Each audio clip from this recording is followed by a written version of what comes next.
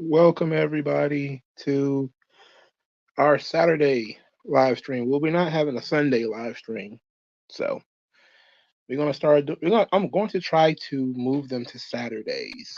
I think Saturday is probably a better day, or just whenever we do it on the weekend, whether it's Saturday, Sunday, whatever.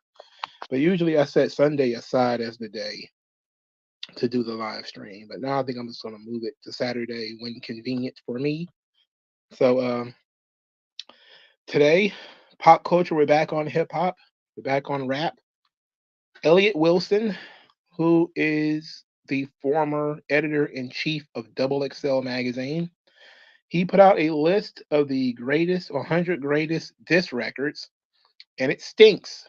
But then I noticed that also The Ringer also did a list of diss records, but they gave some more information, which I think is really fun. And we're going to go into all this stuff about diss records. Ought to be pretty good.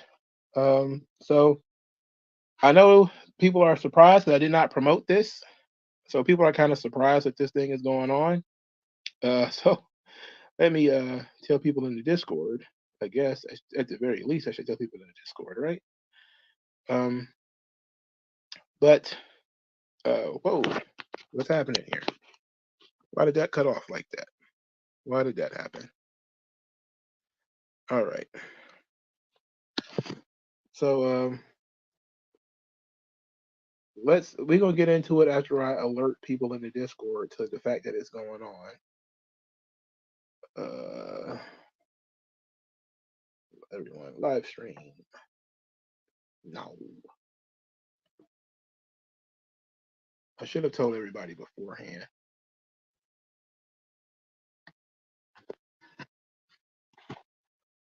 So we're going to get into this as I just alerted people. I should have tweeted it out too, but I don't have time. I don't care. People have to catch this thing up. So just for the people who are just now coming in, WG Field, Prince Ali, we're doing diss records today. Elliot Wilson, former editor in chief of Double XL, my favorite hip hop magazine when I used to read hip hop magazines. Because I started reading hip hop magazines probably early 2000s. Um, so, I mean, it is what it is.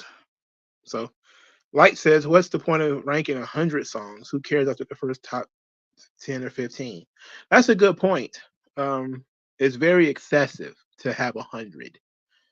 But, and that's why I think that it's interesting because the Ringer, I'm looking at theirs, and it seems to be 80, 80, 81 or something like that. That's entirely too many disc records, bro.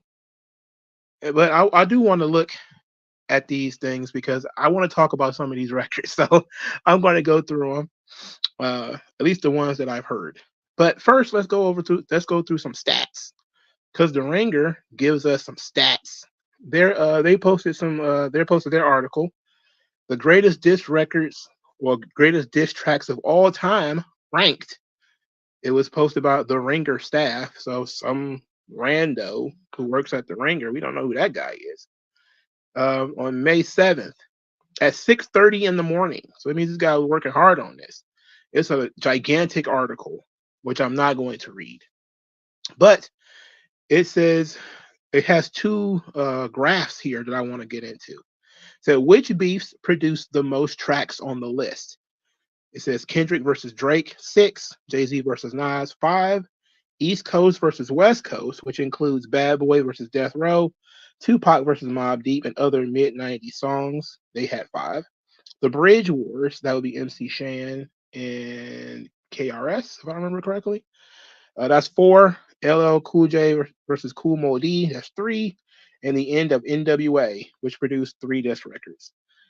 And those were 3 really great disc records, by the way. Those are 3 really great disc records. So then the next graph says which decade produced the most tracks on the list. The 1980s produced 7. The 1990s produced 30 of the disc records. Look, there was like an ultra masculine time in the 30s, in the 90s, where dudes was getting dissed all the time. I love it. In the early 2000s, 25. So between in my era alone, which would be the 90s and the 2000s, 55 of the 80 disc records that the Ringer listed is going to be between 1990 and 2010.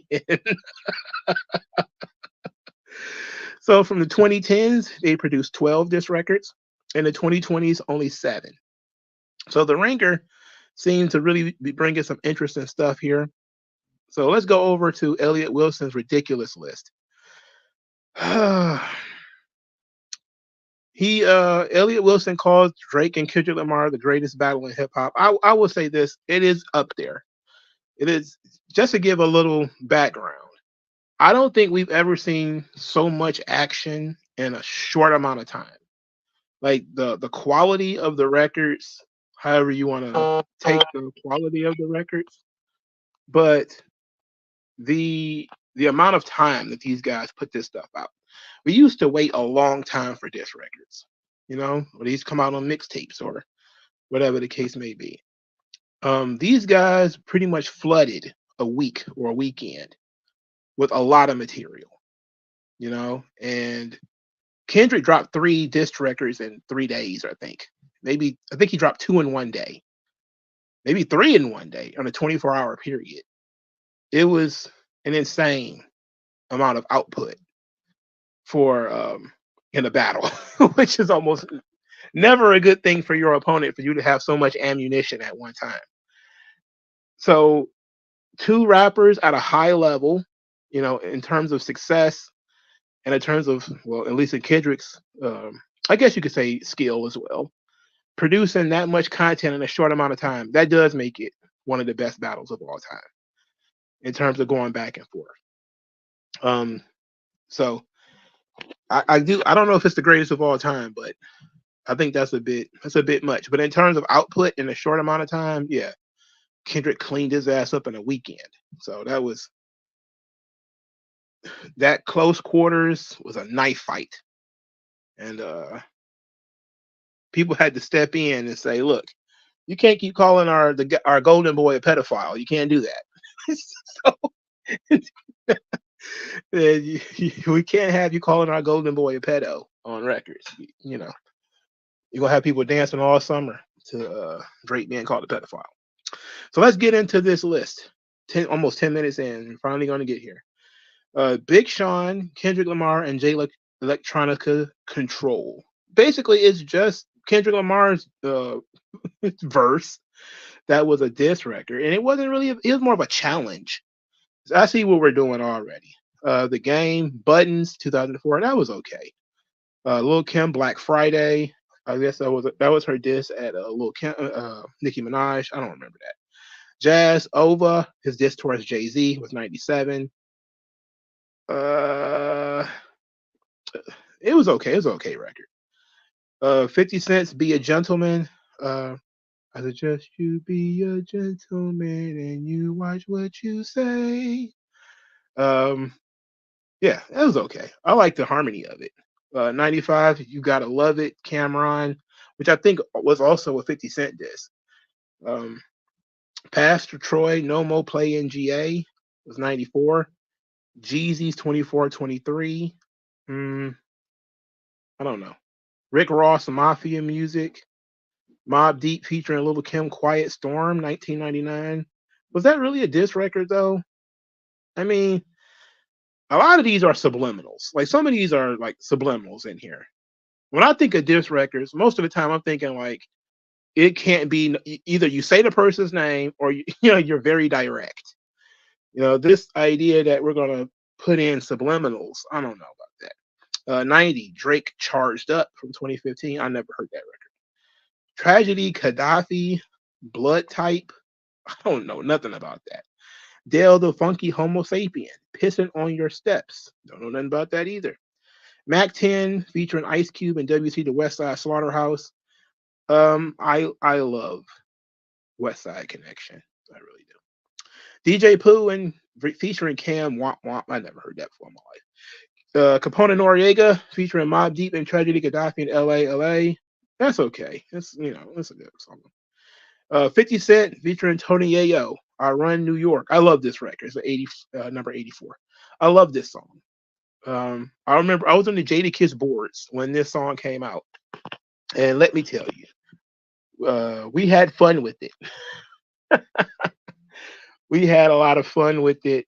Some people were salty because I believe the beat was created by Havoc from Mobb Deep, but it's a pre-existing Mobb Deep song, and they repurposed the beat to diss various New York rappers like Fat Joe and the Locks and all of them. But I love I Run New York. It's a tremendous record. Yeah, live in CC, little nigga, but I run New York. I love that. I love that track. Jada Kiss and Styles P, Problem Child, which was in the same beef as I Run New York. Uh, it's okay. 50 Cent, Not Rich, Still Lying. That's hilarious. Capone Noriega featuring Foxy Brown, Bang Bang. This was a diss record. It was direct.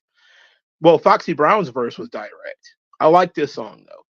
I don't know if I'd be in 81, but I like this track. And I love that album too, The Reunion. Capone Noriega. It's a great album. Roxanne Shante, Bite This. I don't think I've ever listened to the whole thing. Number 79, Cool Modi's How You Like Me Now, which is the LL Cool J disc. Fulio, When I See You. I've never heard of a guy named Fulio. Spinna Benz, Who I Smoke. Who the fuck is that? Young Dolph, Play With Your Bitch. Ain't he dead? Ain't this guy dead? Yes, I saw the Cassie and Diddy video. I was trying not to spend too much time on it, except for the fact that Diddy is a very sick man. He's a very, very sick man. And it's truly shameful what he got away with. But he is who he thought he was. It's that simple. Number 75, Curtis. Cameron. That was a hilarious beef. Jay-Z featuring Freeway, Get a K, Young Guns, and Memphis Bleak. I Get High freestyle. Oh, this is when they was dissing all those guys. It's okay. Jeru the Damaja, One Day, never heard of him. Raekwon featuring Ghostface, Killa, Shark Niggas, Biters. Yeah, I remember this. This was from the Purple Tape. Nas Stillmatic freestyle. That's from the beef with Jay-Z. This was good. It probably should be a little bit higher. Little B t-shirts and buttons. I don't take Little B seriously. Get the fuck out of here. Joe Budden, Big Shot. I remember when this song came out. Again, I was on the Jadakiss boards when this came out. Prodigy, When You See Me, aka the Hail Mary freestyle. I don't remember that at all. The Dog Pound featuring Snoop Dogg and Jewel. What Would You Do? I don't remember that one either. Eminem featuring Dr. Dre, Say What You Say.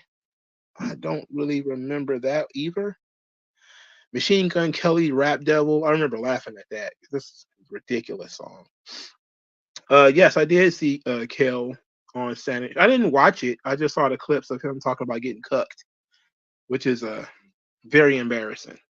And he should want better for himself. I also heard that him and Nick Cannon was doing funny business. But that's gossip. All of that's gossip. I don't really deal with that. I don't really care about Kel either. I don't really care about Kenan and Kel. Like, I think I was too old to care about those guys. I know that a lot of my younger cousins was really into that Nickelodeon shtick, the Good Burger stuff and all that. The Who Loves Orange Soda.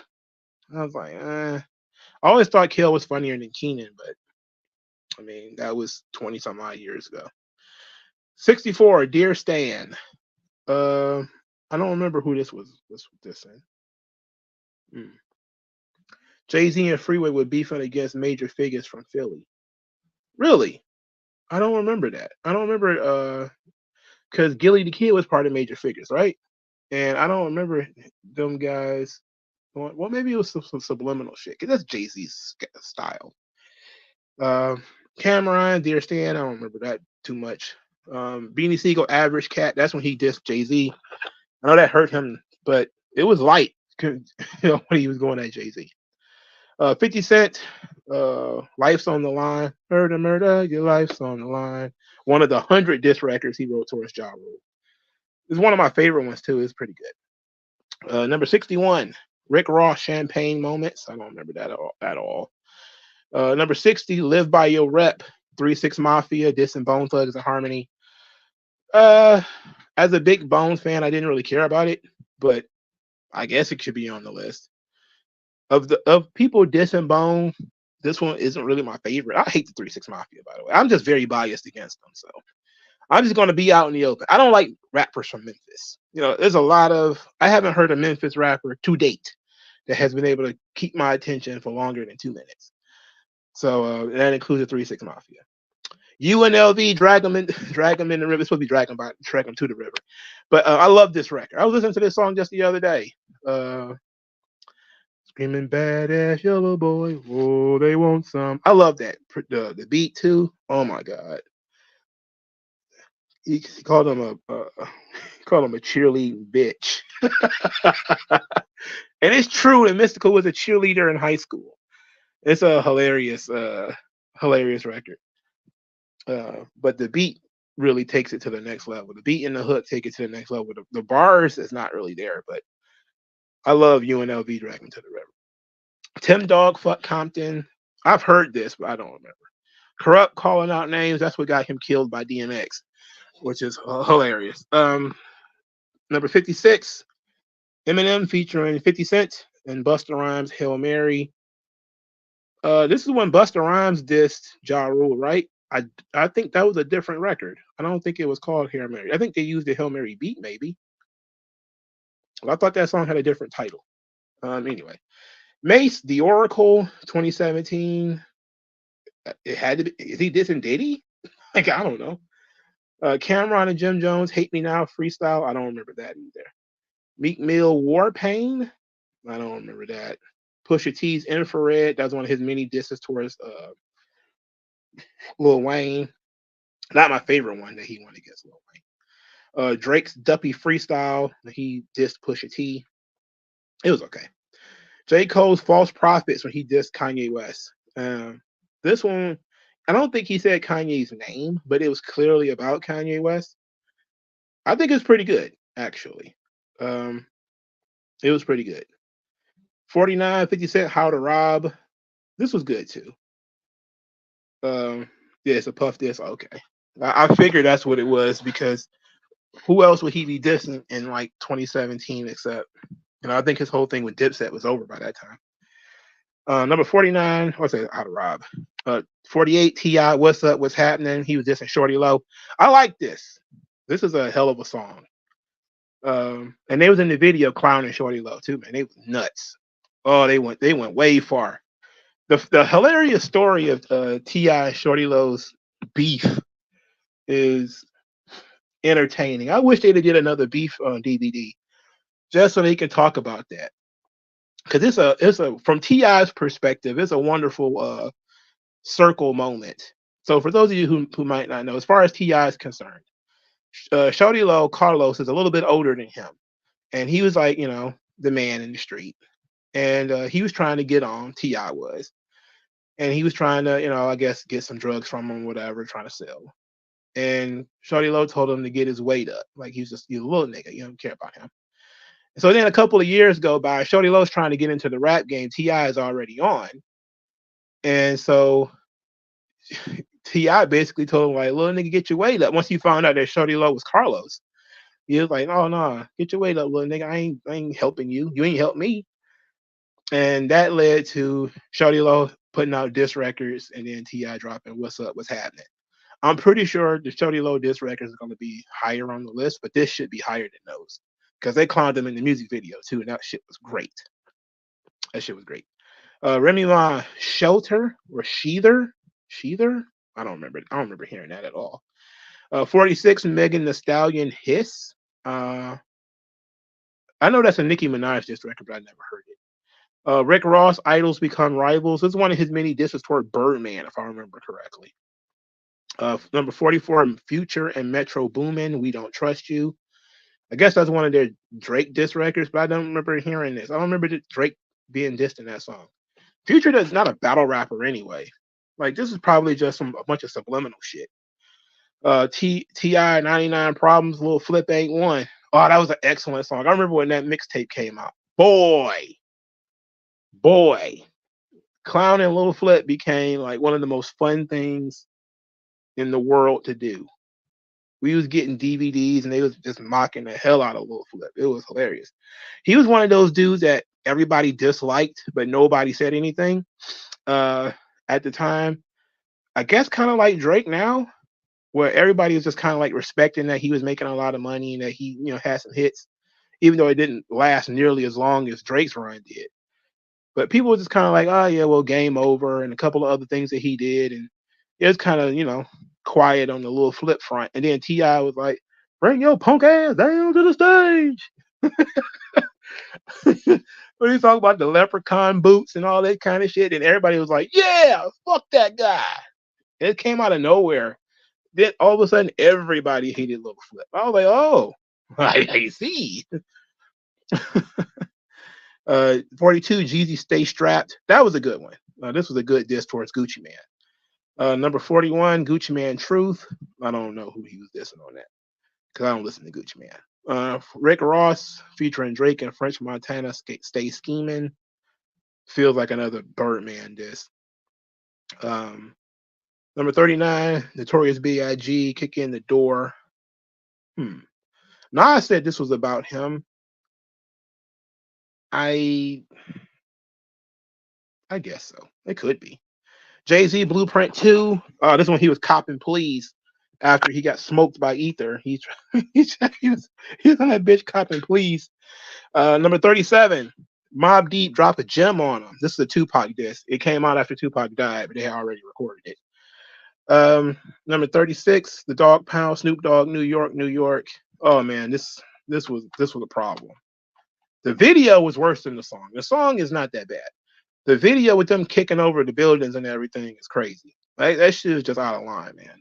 It's hilarious. No wonder they got this. Number 35, Kendrick Lamar, 616 in LA.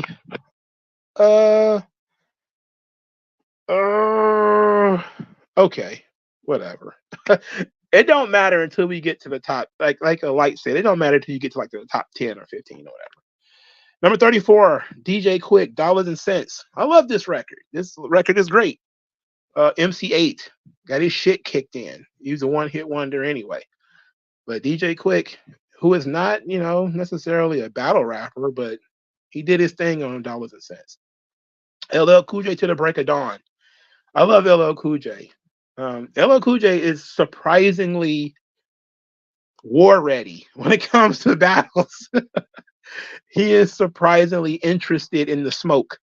You would think a guy who made like Around the Way Girl and I Need Love and Lounging and Who Do You Love is not interested in battles, but LL Cool J is very interested. Very interested actually. Did you hear Questlove, Big Daddy Kane dislike the Drake and Kendrick? Yeah, I heard it. I think they're listening to it and they're saying like these guys are calling each other like the craziest shit in the world. They call them wife beaters and rapists and shit.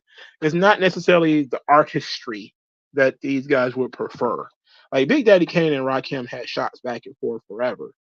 But neither one of them, they're just like, I fucked your bitch, or your mom is a crackhead, or some nonsense like that. It's like, damn, bro. Like these guys are just. That's why I called it a knife fight earlier. Like the stuff was nasty and it was bad for business, which is why they squashed it so quickly. And even though I don't think technically you cannot squash that beef. Somebody call you a pedophile, you can't squash that. There's nothing you can do about that one. This beef's going on forever. So expect Drake to continue to sneak diss and probably from this point forward, and Kendrick's going to sneak diss too. And that's probably going to end up being it. 32, Boogie Down Productions, South Bronx. Really good record. Number 31, MC Light, 10% diss. Okay. Number 30, Roxanne Shantae, Roxanne's Revenge. I don't like the Roxanne Wars. They're kind of boring. Eminem, The Sauce. It was diss of the source. LL Cool J's Jack the Ripper from 1988. Number 28. I think is one of his Kumo D disses. I think he also did. I don't want to say it was Ice T, but I don't remember if it was the same song. I haven't heard this song in forever. Number 27, Exodus 23:1, Pusha T, one of his many Lil Wayne disses. Also, I think it was a Drake diss too. Number 26, Drake Family Matters. Number 26, that's high, but okay. Family Matters was a really good record. Number 25, Meet the Grams. Oh, that's a brutal fucking record, man. I listened to Meet the Grams again today, and even if you say that, oh well, Drake doesn't have an 11-year-old daughter, blah blah blah blah, it's still a brutal fucking record, dog. He took some time out of that song to talk about how Drake should die, like he's Harvey Weinstein. I'm like, oh, this is a dark ass song, man. Machiavelli, aka Tupac, Against All Odds, number 24. This is actually one of my favorite Tupac records. I'm not really a big Tupac fan, but I like Against All Odds. It's a really good record. Number 23, Easy E featuring BG Knockout and Dresta, Real Motherfucking G's. Now we get to the point where I'm starting to get frustrated. Easy E can't rap for shit, but Real Motherfucking G's is excellent. Okay?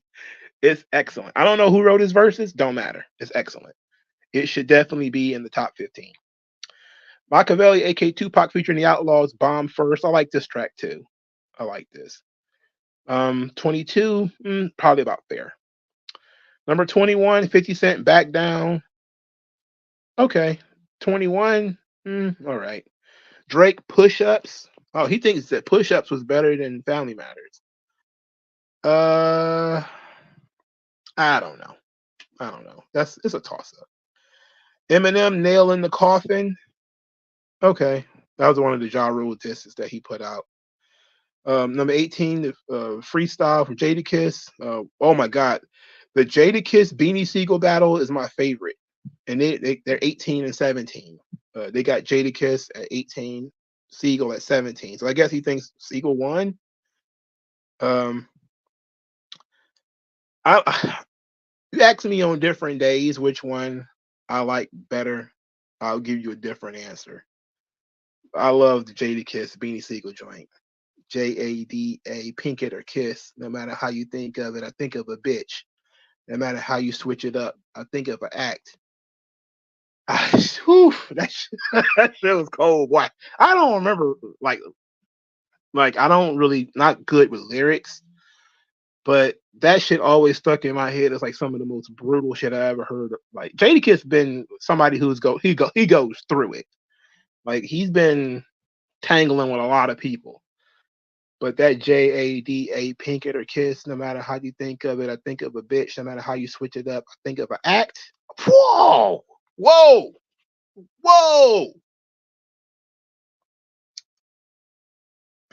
Beans or something else. White boy, bad. I hate that his voice went out. Like DOC, Beanie Siegel's voice just gave up on him. And he lost like 200 pounds. And he's a completely different person now. Number 16, Jadakiss, Checkmate. Okay. In one of his 50 Cent disses, it was okay. I like it. I don't know about it being 16 though. Number 15, Cannabis, second round knockout. Everybody overhypes this record. It's super overhyped. It's okay though. It's a good record. Number 14, Boogie Down Productions, The Bridge Is Over. All right, that's a good spot for it. Number 13, Kendrick Lamar's Euphoria. All right, that's a good spot for it. Number 12, The Game, 300 Bars and Running. Oh my God. Okay. 300 bars and running. Boy, that was a long. That song is like 15 minutes, 20 minutes, or something like that. It's a little much, you know. It's a little much. It's a little much. Number 11, Dr. Dre features Snoop Dogg. Fuck with Dre Day. Okay. I like Real Motherfucking G's better than this, but this is not bad. This is a very good record. I don't see why there's so much space in between them. There shouldn't be that much space in between them. I think they're about because Dre can't rap for shit either. You know. Number 10, Future and Metro Boomin featuring Kendrick Lamar, Like That. No. This is Subliminals. No. You can't put subliminals in the top 10. You can't do that. Uh, well, I guess technically it's not even subliminal because everybody knew it was about Drake and J. Cole, but it's not direct. You know. Number 9, Lost Ones from Lauryn Hill. So I don't really look at this as a. I like this record. I love Lauryn Hill. I love this song. I don't know if I would have it in my top 10. I don't know if I would have it in my top 10. Number 8, The Bitch in You, where Common was dissing Ice Cube. All right. I like this record too. I was very surprised to see that Common actually went at Ice Cube. I don't remember what this thing was about, but I think Ice Cube had said something about Common on the West Side Connection album, if I remember correctly. I don't remember. Number 7, Ice Cube, No Vaseline. Number 7, this should have been at least in the top 5. No Vaseline is one of the greatest hip hop records of all time. And if I said this on Twitter, if truth mattered in battles, and it doesn't, by the way, but if telling the truth matters, then No Vaseline and Real Motherfucking G's are the 2 greatest hip hop diss records of all time. And in terms of they told you the truth, it might not be too much artistry to it, but their version of events is what occurred. Okay. Pusha T, Story of Adidon, number 6. Oh, this was amazing. Truly amazing track. I don't see how Drake survived this. The fact that he survived this is pretty good. Got to give him some respect. He survived that shit. Number 5, Jay-Z's Takeover. Okay. You want to say Takeover the top 5 record? Fine. But I'm going to imagine that yeah, it's a top 5 this record. Okay, sure. Number 4, Drake Back to Back. Well, he was dissing Meek Mill. Come on.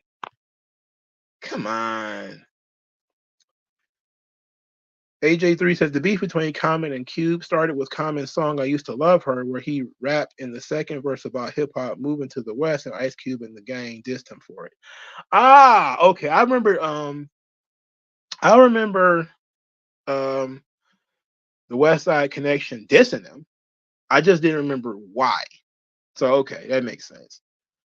Because they also started dissing like a bunch of people in New York and stuff too. They was out of line. It was crazy. Back to Back is way too high. Number 3, Not Like Us by Kendrick Lamar. It's recency bias, but sure. I don't think anybody's ever got their shit kicked in as much as Drake. I don't think anybody has survived getting their shit kicked in as much as Drake on this joint, boy. But yeah, this was amazing. Not Like Us is something else. That's different. I think Euphoria is a better record, but yeah, Not Like Us is the banger. Number 2 is Ether. That means number 1 is Hit 'Em Up. Oh my God, Hit 'Em Up is not number. All right, look, Hit 'Em Up, Ether. You can juggle them. I'm not even gonna be mad at you for saying either one. But Ether is, of course, it's a verb now. It's a thing that happens to people now.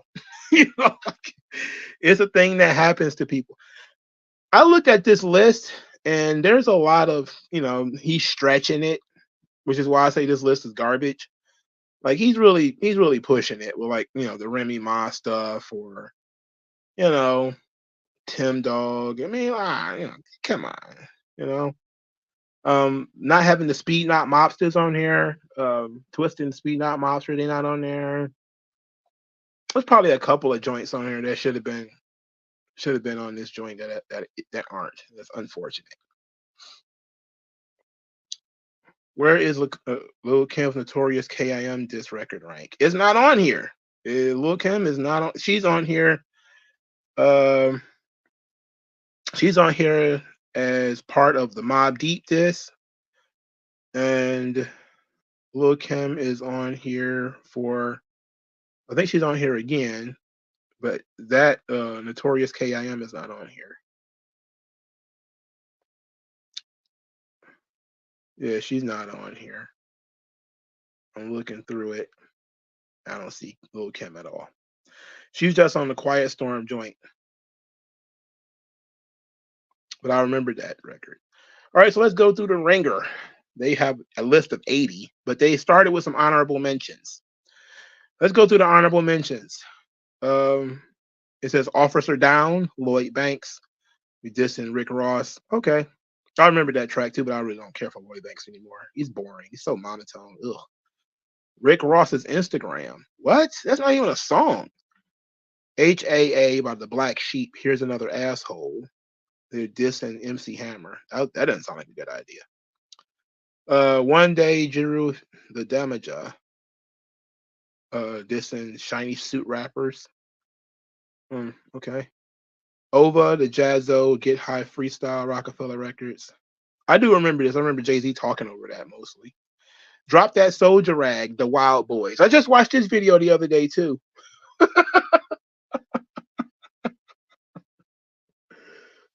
They was clowning Juvenile and all them dudes, man. They couldn't rap for shit, but they was clowning the Juvenile and all that. Go to Sleep, Eminem, DMX, and Obi Trice. Also Hail Mary, Eminem, 50 Cent, Busta Rhymes.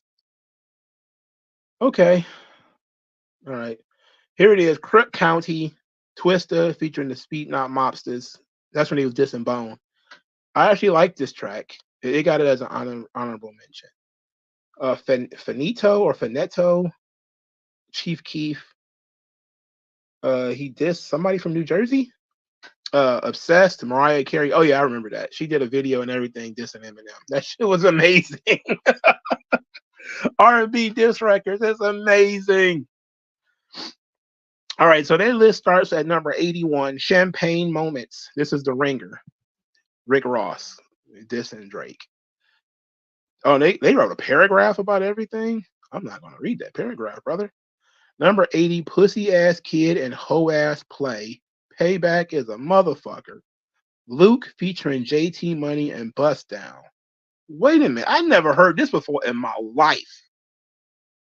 I didn't know Luke was involved with a rat beef. Huh.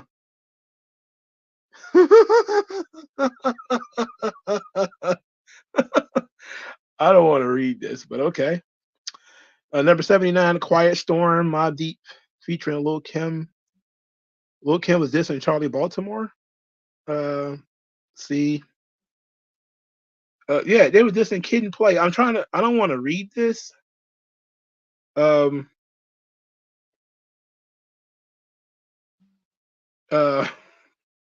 apparently they was dissing them for some reason. I don't know. So it says Kid told DJ Vlad that when he heard the song title, they knew they had to tap out because we barely cursed. Yeah, what was that about? Number 78, You Ain't Bone, Bone Thugs and Harmony. I love this. You Ain't Bone is amazing. This is a really great record, and it doesn't get enough credit. This and Crazy Bones, We Ain't Said No Names, which is on the Mo Thugs Family thing. Really great, this record. But Bone doesn't get a lot of credit at all for being good at anything.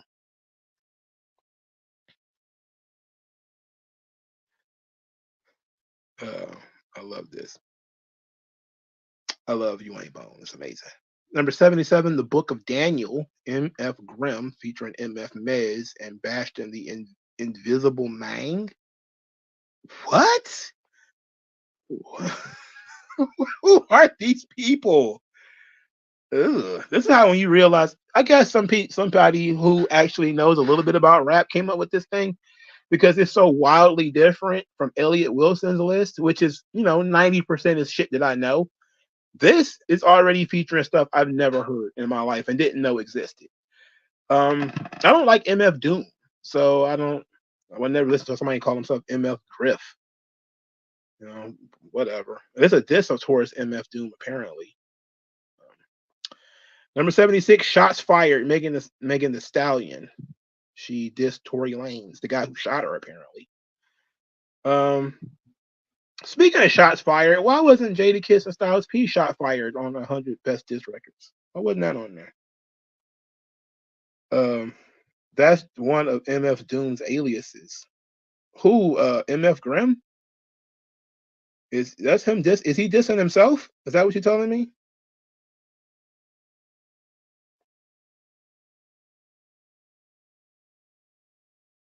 Huh. I don't know what's going on. I don't like MF Doom. I know a lot of people do. I'm just not a fan. Number 75, Get At Me Dog, DMX, dissing K Solo. You niggas want to be killers? Get at me, dog. You niggas want the real.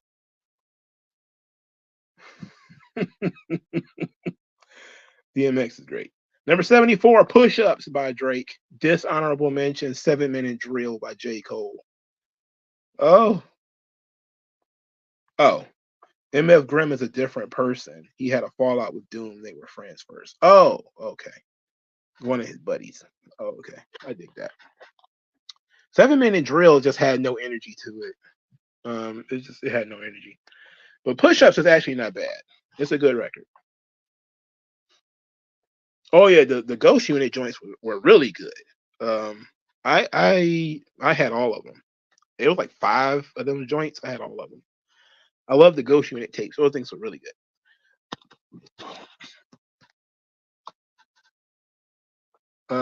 Push Ups was a good record. Let's see.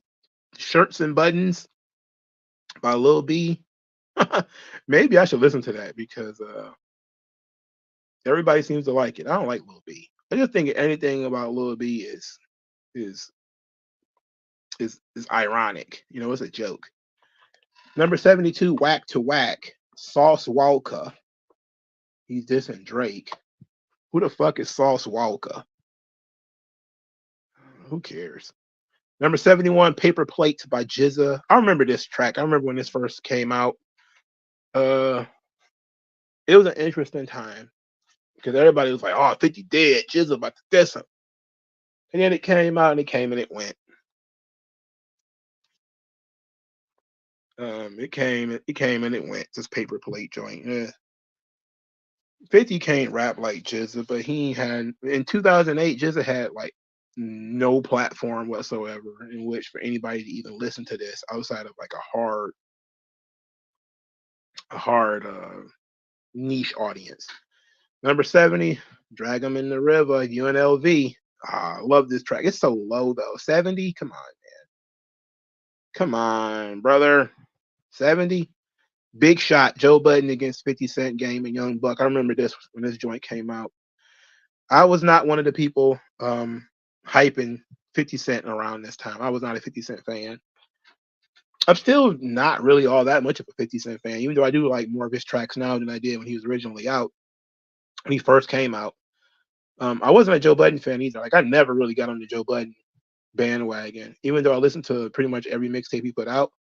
I was never like a huge fan.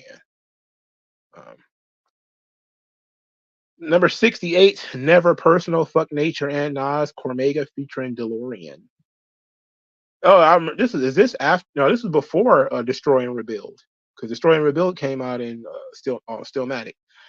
So yeah, Destroy and Rebuild. Why isn't that on one of the 100 greatest diss records? He's even said names. You know, he dissed Prodigy, he dissed Cormega, he dissed Nature. Yeah, the Cormega thing was weird, man. Him getting replaced in the firm was not. He didn't like that at all. He was not a fan of that at all. Did I ever play Def Jam Fight for New York? Yes. I did. I love both of those games actually. I probably like the first one more though. Stone Mexican got surprised 50 Cent is still around, switching to direct to DVD streaming movies. Yeah, and all these stupid TV shows he keep making. Acknowledge Master Ace 2001. He attacking the High and Mighty and the Boogeyman. Who? I know who Master Ace is. Come on, man. No More Play in GA by Pastor Troy. All right. Pastor Troy is, that's an old name right there, brother. Linda Tripp by LP. Huh? This is one of those things that's kind of like really off the wall, bro. LP? Whatever. 64 Kill That Noise by MC Shan. I'm surprised anybody gives MC Shan any credit for getting involved with this bridge shit. The Juice Crew was okay, but MC Shan was like the leader at the time, which is a mistake. 63 Stomp. Yes, this is excellent. Ludacris, absolutely. Now, wait a minute. They put Stomp Remix, Young Buck featuring Ludacris and the Gang. T.I. is in the original song. So you could have just put Stomp, Young Buck featuring Ludacris and T.I. And Ludacris kicked T.I. shit in on this joint. It was great. He used to always walk around with the big gold belt. I think he still does. I haven't seen him lately, but I think he still does walk around with the big gold belt. But yeah, T.I. getting this shit kicked in by Ludacris was amazing. And you know the best thing about it? Nobody expected it to happen. Nobody expected it to happen. Nobody thought that was ever going to occur. Everybody thought he was going to keep ignoring Clifford. Nobody's going to listen to him. Who the hell cares? And then out of nowhere, Stomp happens. And everybody like, whoa. And there was nothing old Cliff could say after that. And I'm pretty sure he probably did throw some subliminals after that, but there was nothing he could do. I love how Ludacris didn't even address on his own album. He just kicked the shit in on a feature. That's great. Stay Scheming, Rick Ross featuring Drake and French. They were dissing Common? Why? Doesn't matter. Number 61, Piggy Bank. I didn't like this song. I didn't like Piggy Bank. I thought it was kind of corny. I remember when it first came out, and there was a lot of excitement around it because people are very excited about battles and diss records. But I never really got over. Never got into Piggy Bank. It wasn't really my thing. Pop Goes the Weasel, Third Base. Who's Caucasian keep putting shit in here? Nobody cares about Third Base or them dissing Vanilla Ice. Who gives a fuck? Get this out of here. Malcolm X by Royce 5'9", dissing Eminem and D12. I've heard this track before, but I don't remember it. Number 58, Super Ugly, Jay-Z. I remember this. Left condoms on the baby seat. He apologized for this, so he should take it off. Just like 7 Minute Drill. But he's pulled 7 Minute Drill down. Super Ugly, just, Jay-Z just kind of like, oh, I'm sorry. I'm sorry. He apologized for this, but it should definitely be on there. Wait a minute. You said the original had Ludacris and Game? They just said that the remix had Ludacris and Game. So I'm very confused. I'm very confused. All I know is the version of Stomp, the only one I've ever heard. Because I never heard Game on that record. Only one I ever heard is the one with Ludacris and T.I. So maybe because I didn't buy the official album. So maybe the official album is different. But I've only heard the mixtape version or whatever of Stomp. So I didn't buy Young Buck's official album. And sometimes when you rip things offline, it's not exactly the way it should be. So, but I ultimately though, I do like Young Buck's first album, Welcome to Cashville. I thought it was very good. I just had no interest in giving 50 Cent money. I did stupidly. No, did I buy Lloyd Banks? No, I didn't. I think I bootlegged that one too. 57, the Stillmatic Freestyle by Nas. This was great. I like this. It was very good. Sheether, Remy Ma, dissing Nicki Minaj. I'm not giving Remy Ma no credit after what she did to Papoose. She's running around fucking battle rappers, wearing matching watches. What an embarrassment. Remy Ma can rap though. Like she's really good at that, but she's also a hooker. Number 55, Long Kiss Goodnight. This was a subliminals. Biggie never did direct records. He always did subliminals. But he was dissing Tupac in this. He also dissed some other people on this record too, by the way. Number 54, Flex Freestyle by Draco the Ruler. Who? His target was RJ. Who? Just get out of here. What is this? 53, Destroy and Rebuild. Nas. I love this. Destroy and Rebuild is tremendous. He also dissed Nature in this song too, but they don't have him listed. Pest Control, When Game dissed Beanie Siegel and Meek Mill. I never heard it. I don't think I've ever heard it. I never heard, I don't think Game won with Beanie Siegel, man. Beanie Siegel in his prime would have crushed Game. And Game is a great battle rapper too, by the way. He is very good. When it comes to battling, Game is one of the best. He's one of the best. He don't want it with Beans. I think if 2009, 2010, Beans would have mopped the floor with Game. But number 52, 99 Problems, Little Flip ain't one. All right. Pretty much killed his career, by the way. Number 51, Lauryn Hill, Lost Ones. Fuck KD by Lil B. He dissing Kevin Durant. Why? Do I need to know? No, I don't. Death Wish, parts 1 through 4, MC8 and Compton's Most Wanted, dissing DJ Quick. Yeah, DJ Quick watched this guy, so I don't. What's the problem here?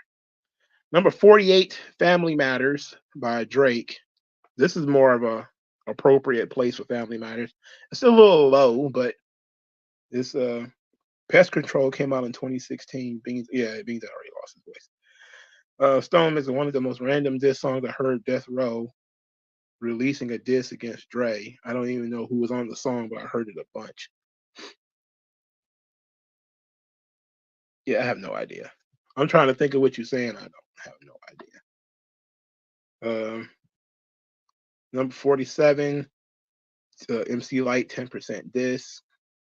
Number 46, Stay Strapped by Young Jeezy. I already said I love this song. Number 45, Exodus 23:31 by Pusha T. Number 44, Blueprint 2 by Jay-Z. Is it Uchi Wally Wally? Is it One Mike? Is it Black Girl Lost a Shorty Owe You for Ice? That's a tremendous record.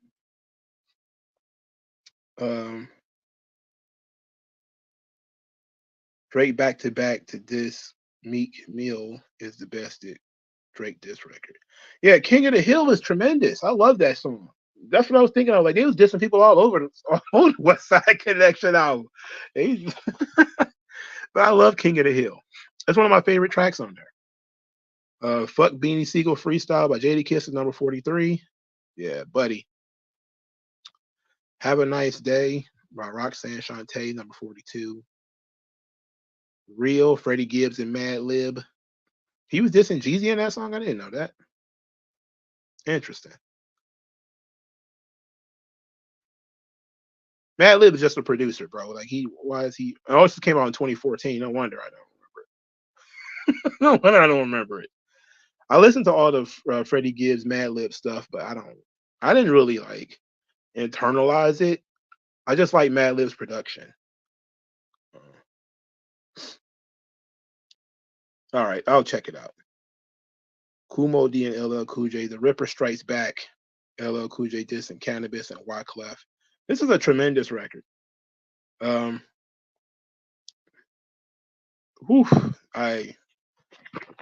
love this record. LL Cool J, again, surprisingly a guy with all the time for the smoke. All the time for the smoke. 39, Cameron Curtis. Talked about that already. Number 38, Live by Your Rep, the 3-6 Mafia. Okay. Number 37, Quitter by Eminem featuring D12. This and Everlast. Come on, get out of here. Who cares? Kiss the Game Goodbye freestyle Beanie Siegel. Dissing Jada Kiss.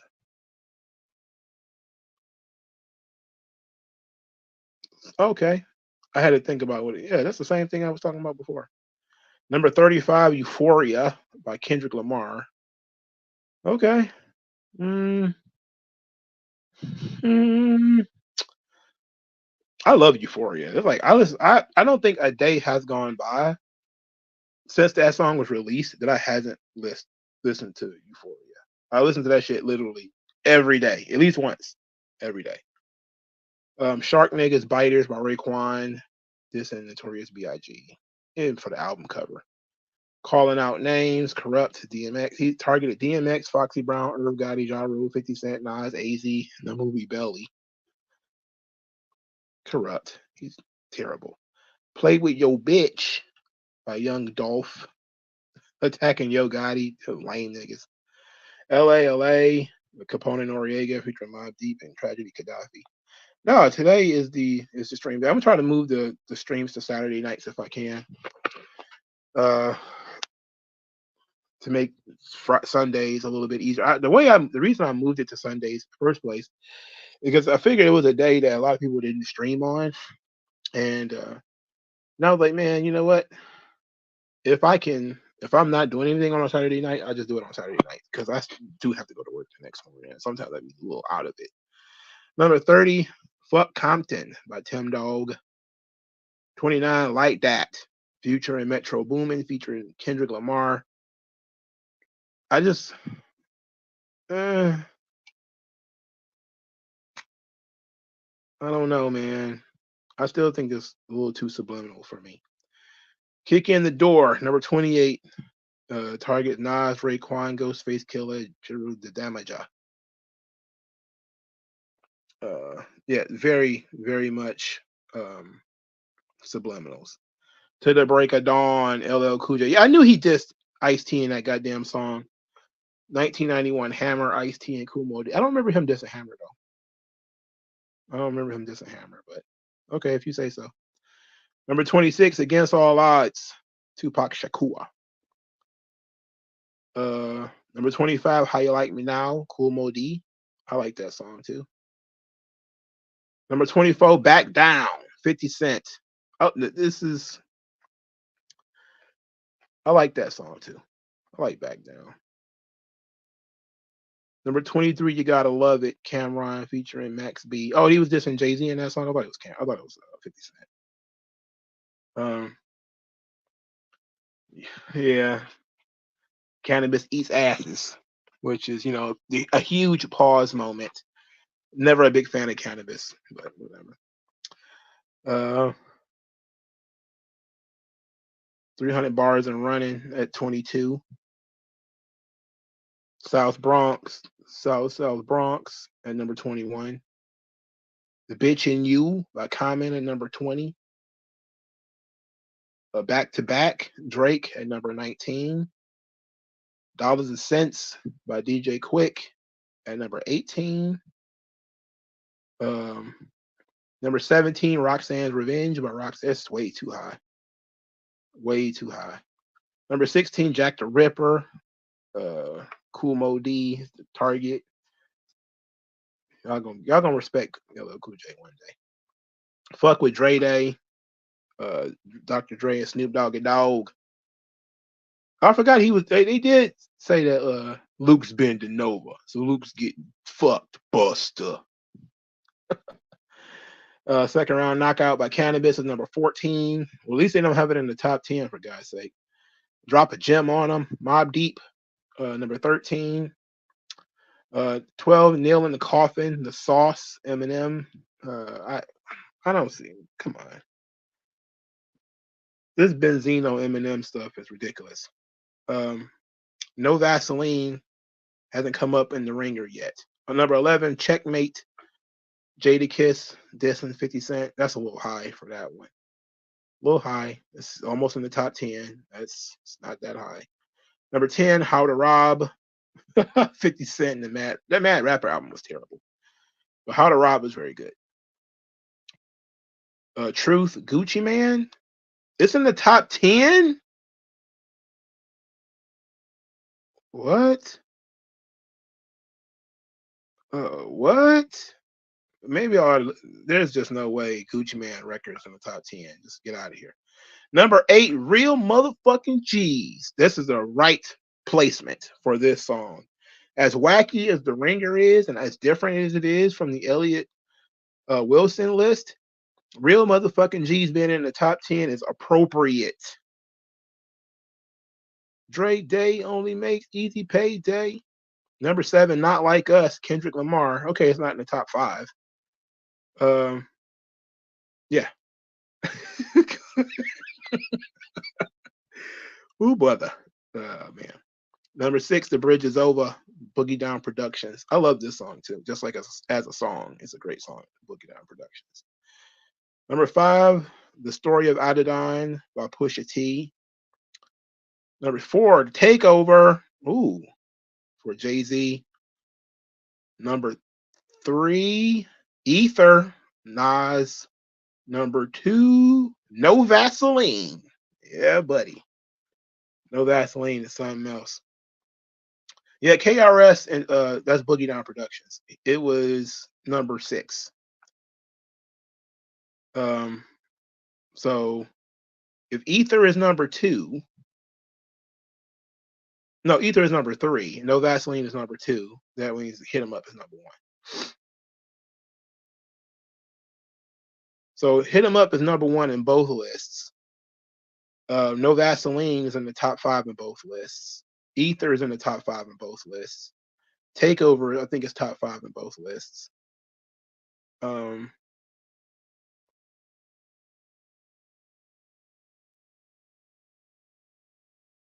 So there it is. 100 greatest diss records of all time, according to The Ringer and Hip Hop DX, because Elliot Wilson ran the double XL into the ground. You know, somebody asked a stupid question like, why is No Vaseline in the top 3? You know, wait a minute, and where is No Vaseline on this list? No Vaseline is number 7 on the Elliot Wilson's list. Yeah, he's a retard. Yeah, well, can't be. There's not much you can do. There's not much you can do. So there it is. That was all the diss records. A lot of them I don't know. The Ringer really brought out. They both brought out when you're doing like a bloated list, like 80 tracks, 100 tracks. You're gonna put some shit in there nobody's heard before. But I think that a lot of the stuff that was out there was fair. Elliot Wilson's list stinks. The Ringer's list also stinks. I don't know what they were like. Why would you put LP on the list? I don't know. I don't know why you would think to put that on there. But there was a lot of disc records that were pretty good that don't get a lot of credit. But it was some really good shit that was put out that people but King of the Hill didn't make either list, which is crazy. Um and it's actually dope. It didn't make either list. That's unfortunate. I'm trying to think of some other records that didn't make the list that probably should have. Some of those Chameleonaire disses towards Mike Jones probably could have made the list. He had so many. He had so many disses towards Mike Jones. I'm trying to think of I think he did one over Lil Flip Game Over beat. That was pretty dope. There was but Mike Jones one of the worst rappers in the history of the business. I mean, like legit. Like he's what's the name level bad. Silk the Shocker bad. That's how bad he is. Um, I'm pretty sure there's some more diss records that came out that I'm struggling to remember. Um, oh yeah, Chingy, which I know is an odd one, but he really came out with some hard shit at Nelly that maybe people didn't take it seriously because it's Chingy. Maybe. But he did some stuff that was pretty good. Um, let's see. Is there any more I can think of off the top of my head? Mm, not off the top of my head, no. I'm pretty sure there was some more stuff, but I'll probably have to give myself a little break to come up with something. But Papoose shooter towards 50 Cent is decent. Mike Jones is terrible. I still remember his phone number. I don't remember the phone number. I just remember him yelling it and it being yelled in every song. He's a master of marketing. Very good marketing, but that's about it. I fucking hate it. I never warmed up to Mike Jones. Usually when I hate somebody, as much as I hate Mike Jones, I warm up to him, but nah, not Mike Jones. Nah, not Gucci Man. A lot of those guys that really started creeping up to the top, and I'm like, ugh, I cannot stand these dudes. I'm not listening to them. I'm not listening to you.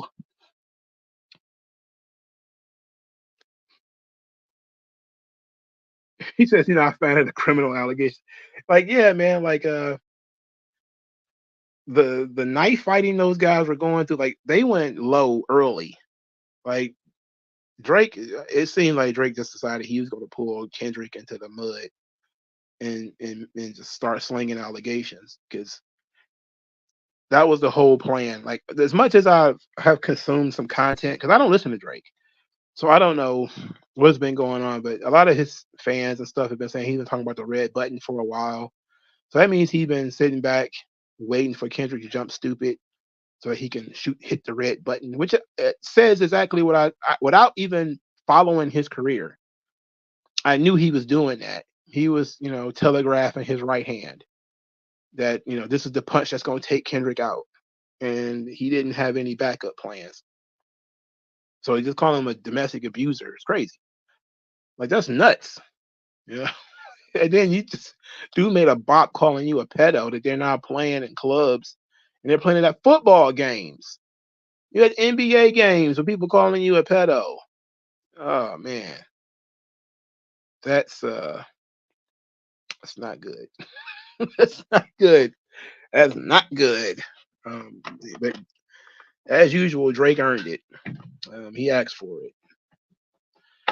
That MC Hammer diss towards Jay-Z was pretty funny too. He even made a video. It was hilarious, brother.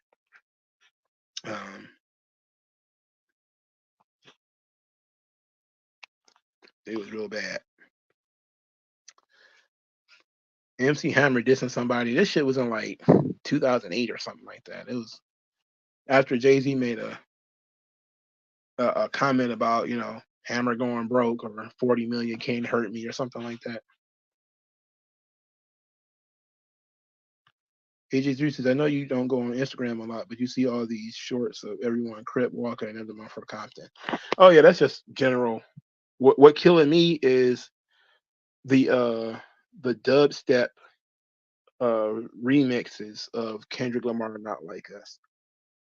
Because all the black people have decided they're gonna adopt the song as some kind of black nationalist thing. Even the Democratic Party has picked it up and they got Democratic candidates out there. They not like us. Which is typical of a Kendrick Lamar song, right? Which is why I bristle at giving Kendrick too much credit. But they didn't. They think that white people should be offended by "They Not Like Us." When no, that's not the point of the song. The point of the song was that Drake is a pedo. That's the point of the fucking song. He's a freaky ass nigga. He is 69 God. That's the point of the song.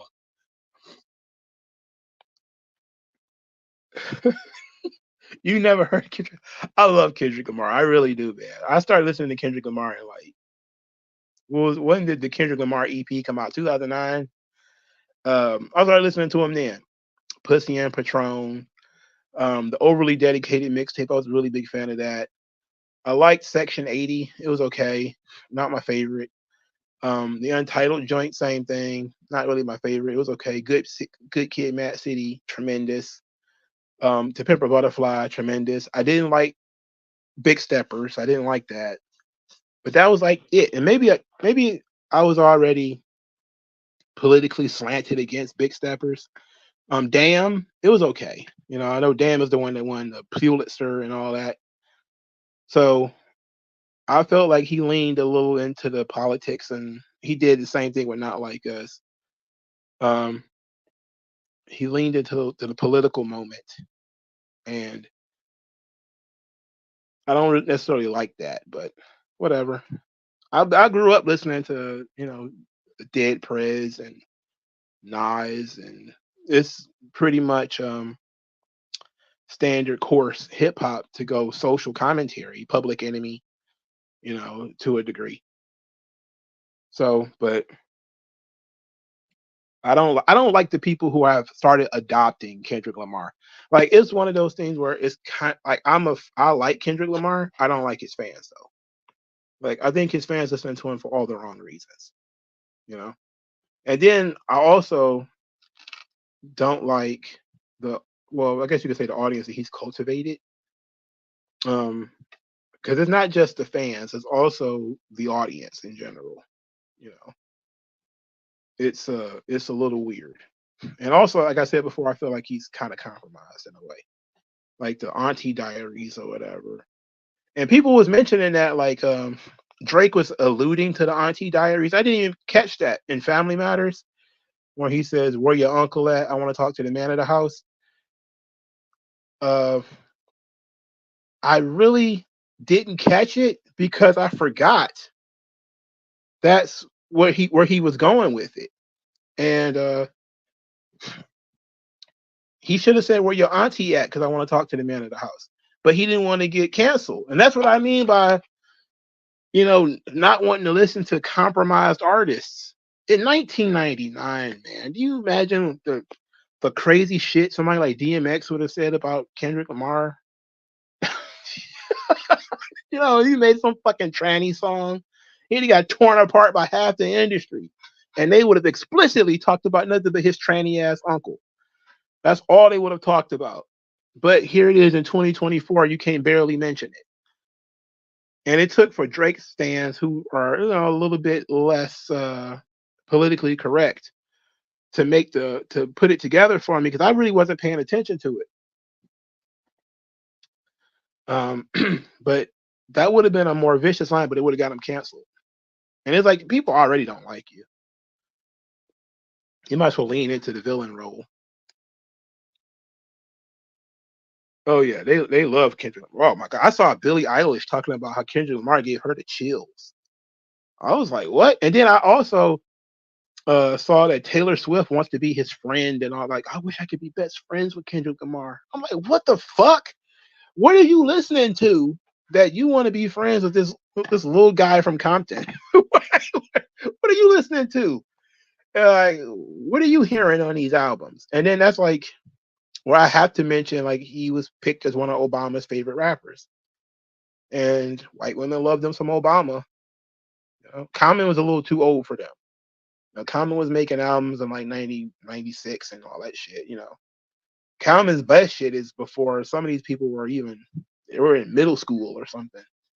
Like B and the oh shit, the Dreamer, the Believer. I love the Dreamer, the Believer by Common. That shit came out in like 2013 or something like that. Most of these people would have been like, not Taylor Swift, she's older than I thought, but some of these other people would have been super young when that came out. So Common being like one of Obama's favorite rappers didn't really benefit him at all. But Kendrick Lamar, oh, please. That put him on a different pedestal. And now all these white girls are like, I love Kendrick Lamar. He's one of my favorite rappers of all time. Oh my God, he gives me chills. I'm like, what? You feeling it like that? Wait a minute. What are we listening to here? And then the milk toast middle class black bourgeoisie loves Kendrick Lamar, and they love him to death because he's just like them. He does all these Cannes film festivals and fashion photo shoots, and he walks around in a crown of thorns. Like I saw him. I didn't know he did this, by the way. Again, this is something that Drake stands pulled out of the closet. He did a ventriloquist act on stage. Like he had like a doll on stage moving the doll's lips and everything. I'm like, Drake didn't mention this. Like this dude's a top tier dork. Like, you know what I'm saying? Like, are you serious? You let this guy go to Cannes film festivals, walk around in a crown of thorns. Uh, he's a ventriloquist. He loves cereal. He's got a tranny auntie that he made a song for. And your red button is he allegedly beat his girlfriend. And you can't even prove that that's true. When you got all this other stuff, which you have video evidence of, that you could have made fun of him for. Now, Drake's, jokes about Kendrick Lamar being short are funny. The short jokes are funny.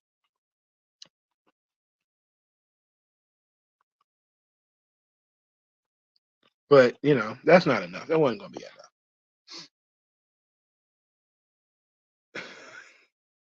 Drake has been a thing on this planet since he wheelchaired himself into our lives in the mid 2000s. I hate him. He killed hip hop for me.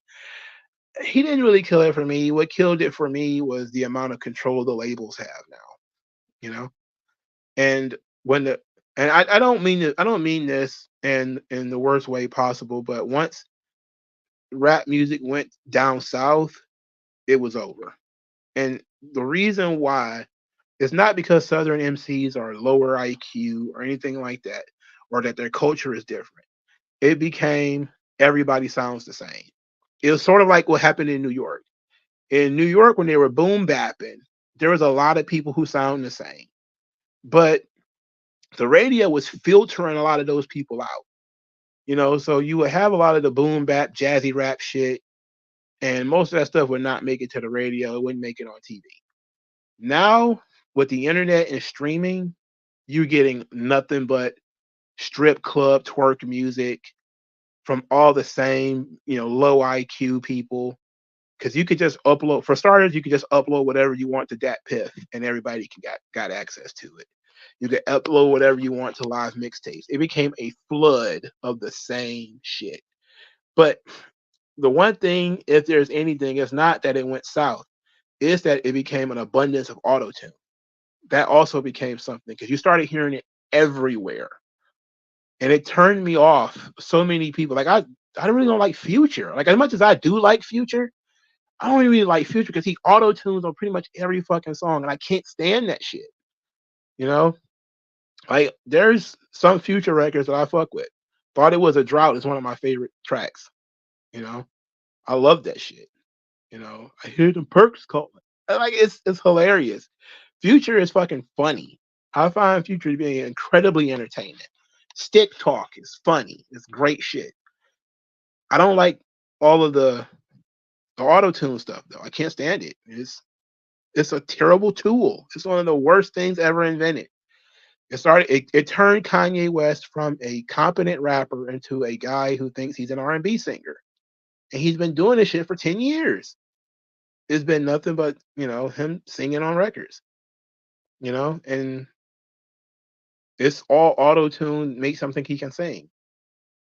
Now, that doesn't mean that you can't harmonize or you can't hit a note or two, but he kind of forgot what his modus operandi is. Um, why is liking cereal bad? There's nothing that likes about liking cereal that is bad, but it's something that's a character trait that you can make fun of. Him being a cereal connoisseur, especially loving like Fruity Pebbles or something like that. I think that's his favorite cereal, and like that's an easy target.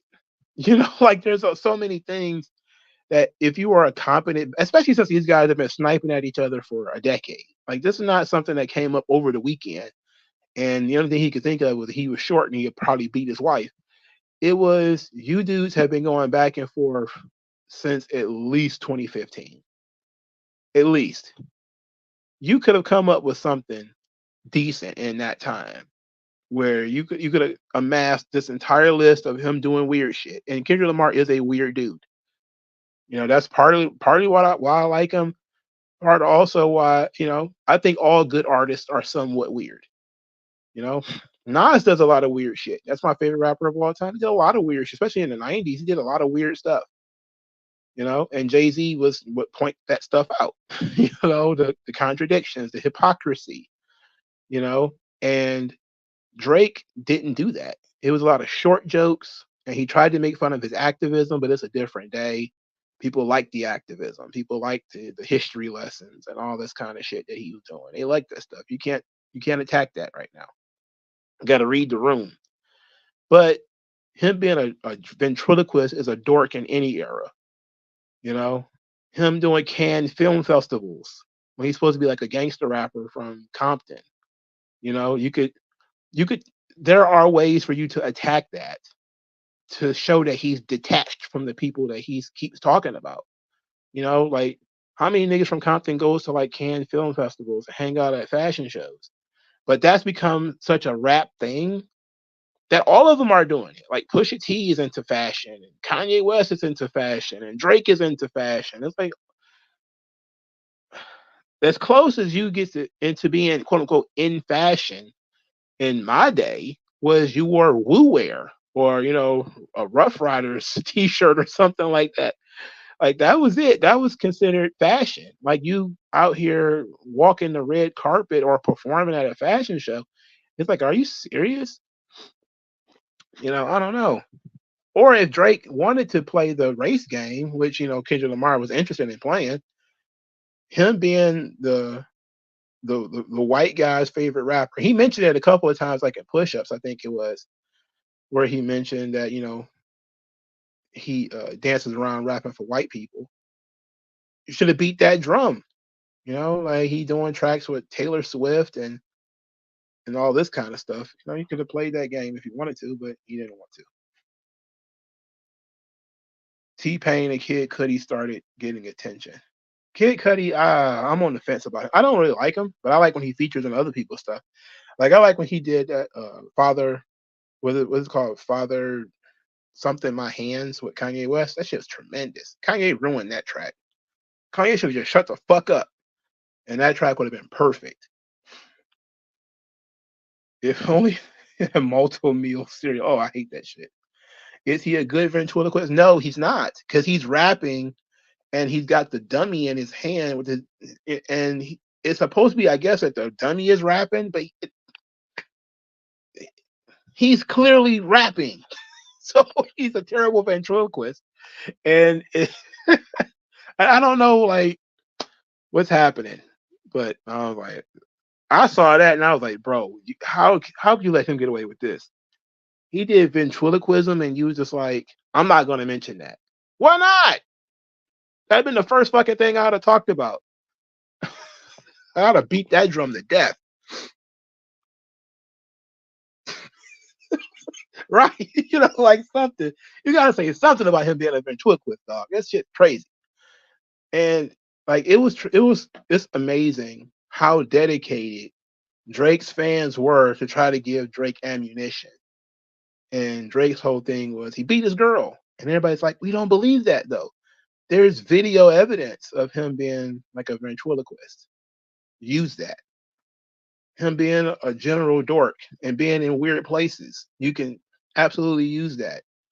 Um, you didn't have to get personal. You didn't have to get personal with his family and all that shit. You could have just made fun of him, because that's what battle rap is you making fun of him. He was prepared for that. You know, he know he's gonna say some stuff about the shit that he does. He didn't want you talking about his wife though, and you didn't have to go there. And that's why he ended up getting turned into a song, and people are dancing, calling him a pedo. Kid Cudi did the hook on "Already Home" with Jay-Z on Blueprint Part 3. Is dope. Oh, interesting.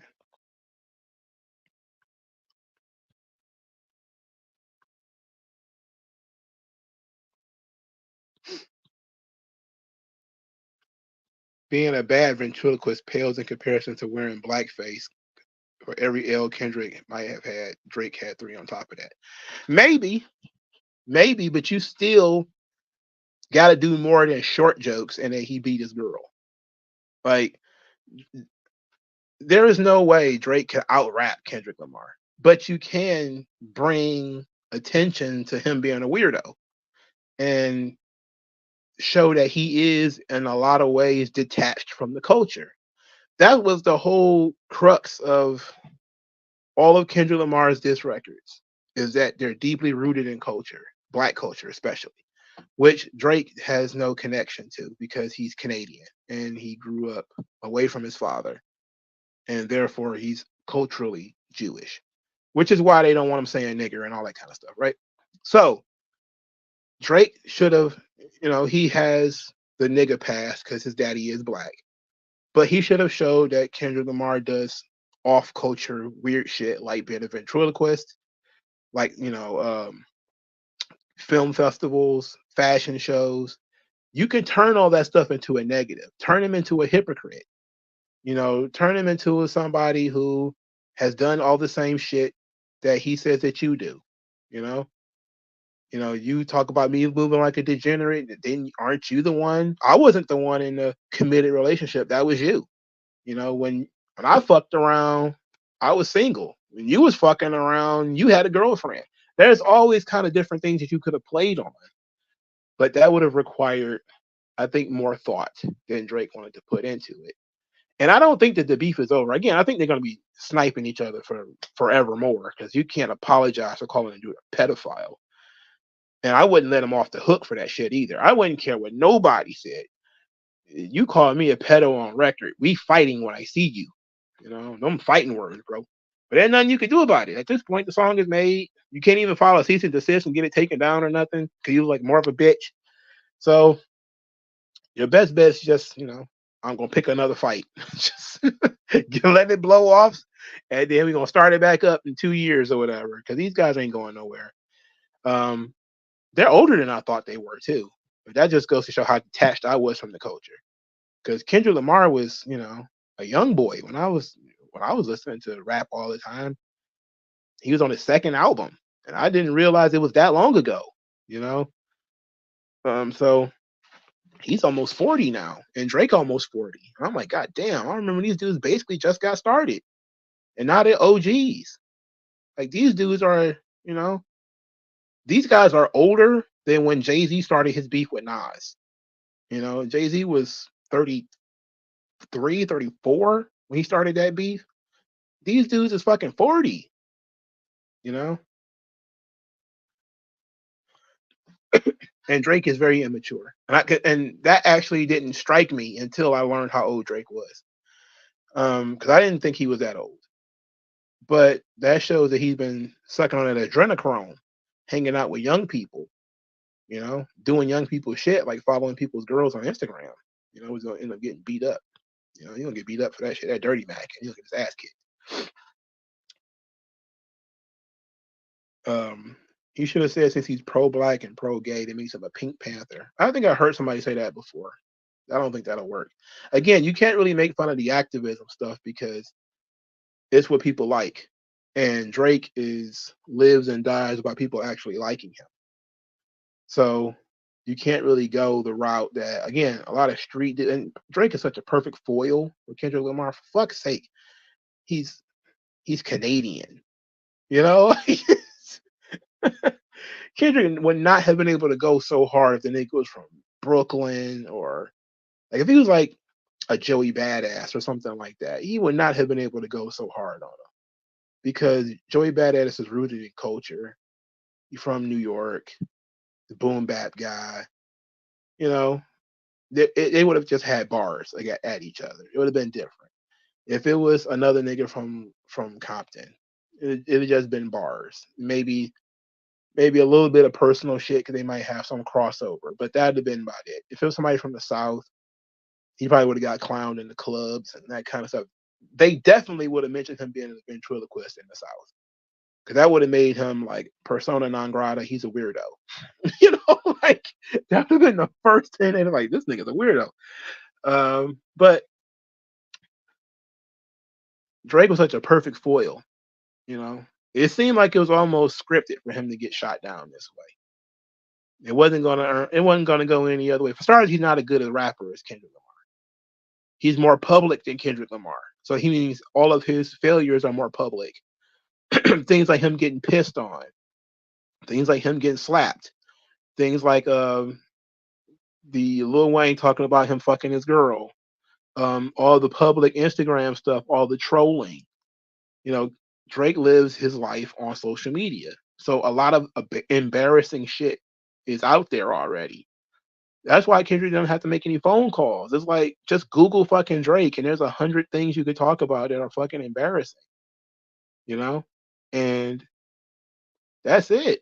There it is. It's he wipes, not wipes up, but he knocks up porn stars and all this other gross shit that he's out here doing. He was an easy target.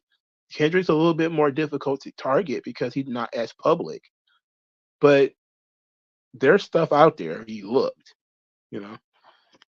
And if he was going to use his material, you probably should have spent a lot of time studying the stuff that he wrote and studying his style and his thought process like that. One of my favorite Kendrick Lamar songs is Michael Jordan. Like I want to be like Michael Jordan. Thought I hit the NBA. Make me a fortune. It's like, of course he wasn't gonna make the NBA. He's like 5'6". Like that would have been, that would have fed into his he's short meme. You know, like there's a lot of things you could have played into and showed that you actually listen to him, and that actually benefits you if you actually listen to him. Like Jay-Z was effective at dissing Nas. When he went personal, he went really low. But that was what his plan was in the first place.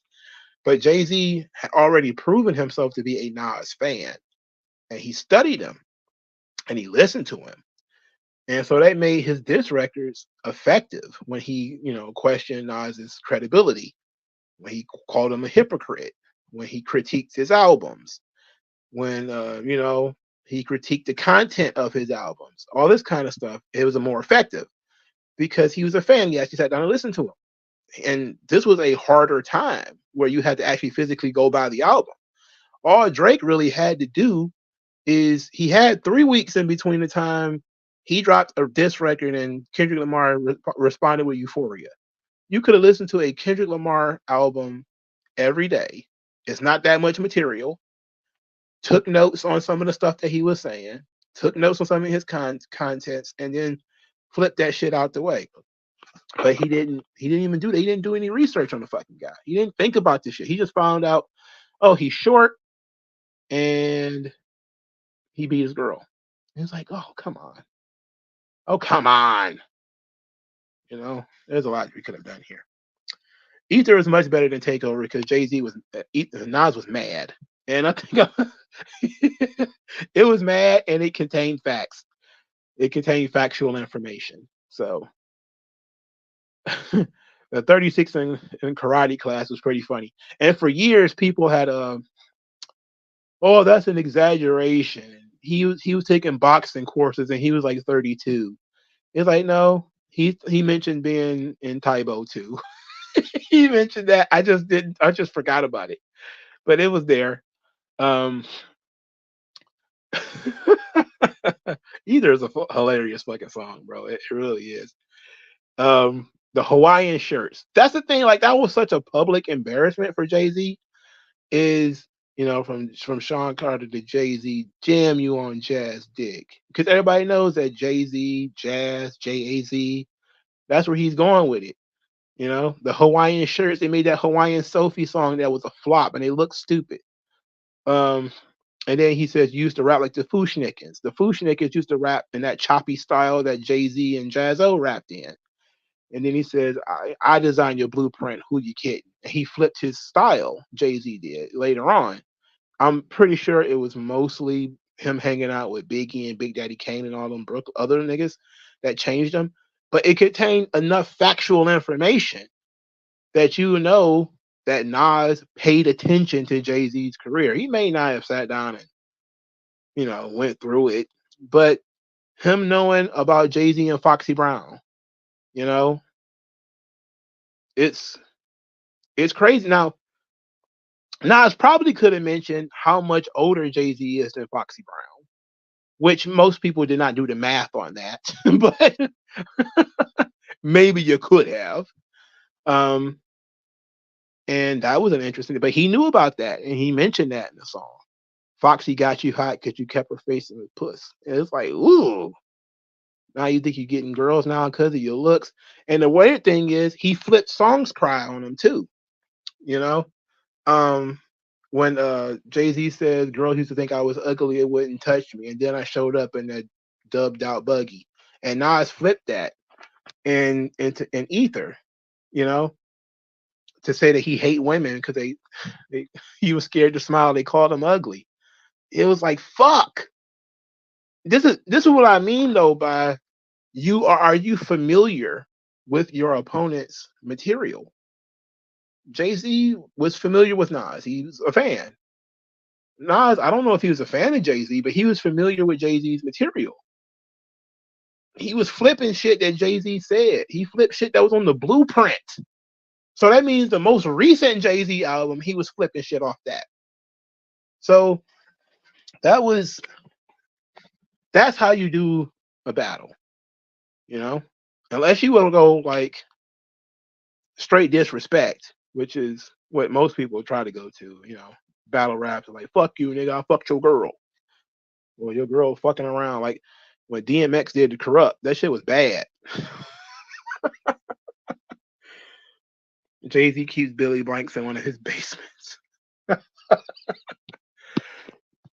50 Cent running around saying Jay-Z wants to be a gay painter because he got the Basquiat hairstyle, which is fucking hilarious. And 50 Cent been fucking with Jay-Z for almost 25 years, I think.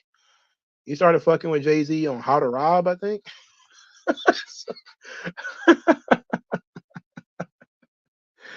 So yeah, you got to be familiar with the people that you dissing, you know. And I don't think Drake really put a lot of effort into Kendrick Lamar. He didn't do any real, and I think he will. I think we're gonna have a Blueprint 2 style moment.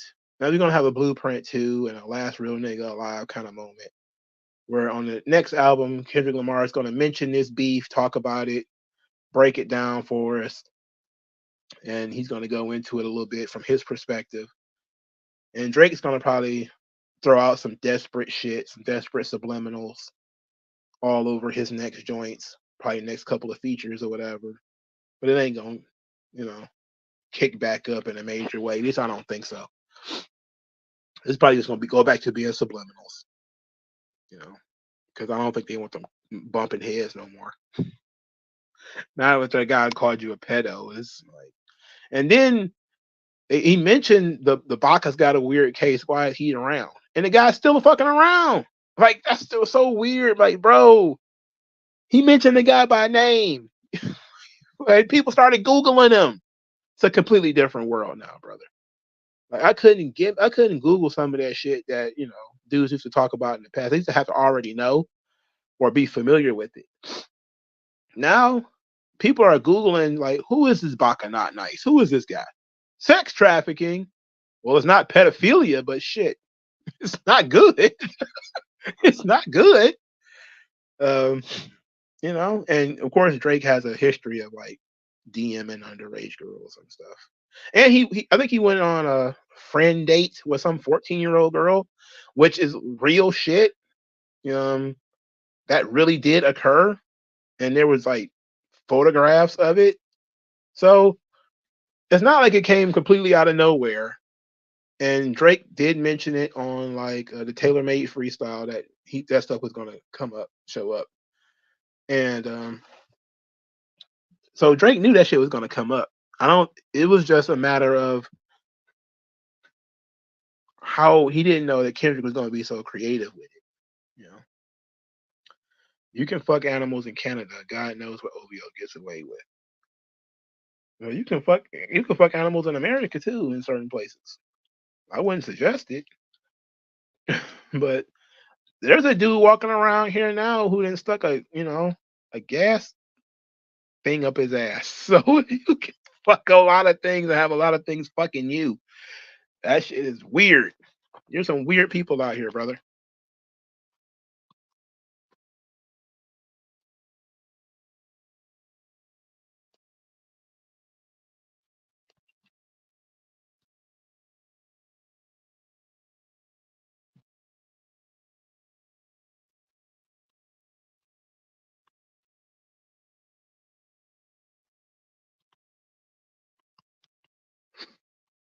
You know, stop putting things in your ass, brother.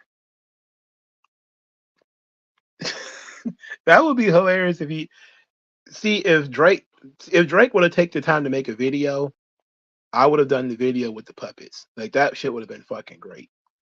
Um, it's it would have been great. The this videos used to be really fun. Those things used to be really fun. You know, the mocking videos used to be great. I don't see why we can't do those. I just remember BG did a diss record on Lil Wayne. I forget what it was called. I think Shoot 'Em Up and Bang Bang was was what it's called.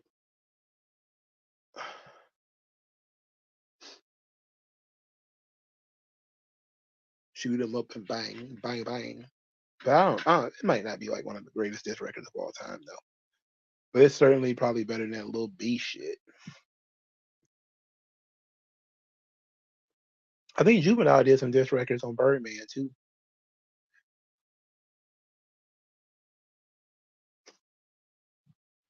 Drake should have done a diss video like Cousin Skeeter. Yeah, like diss videos are the best. Like when 50 Cent was doing diss videos, some shits was hilarious, bro. That thing where he brought in Rick Ross' baby mama, that shit was fucking hilarious, man. Like that's some really foul shit right there, brother.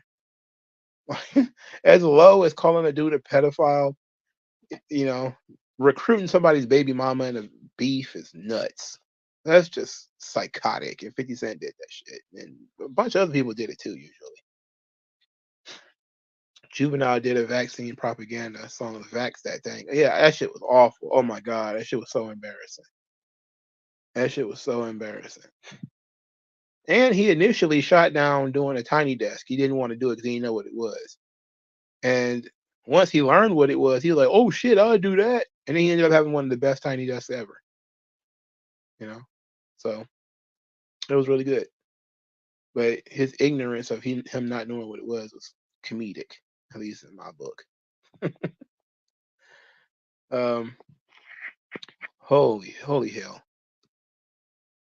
But I love battle rap is because not as many rappers can spit these days. They're not a lot of them are any good.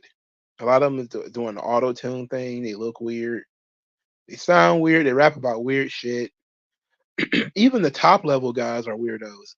I couldn't imagine a little 5'6" ventriloquist nigga being the top rapper in the business, but it's true, and it's it's 2024, and that is real. You know, that is real. So I don't know. Oh, that would have been sick if he'd had like a Kendrick Lamar puppet beating his wife. That'd have been sick. That'd have been sick. That'd have been sick.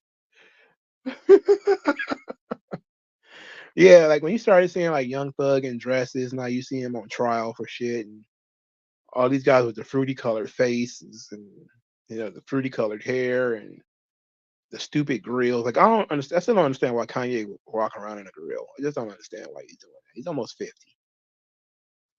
and it seemed like Kanye's having the same problem Drake is having. Kanye made more mature music when he was younger than he makes now.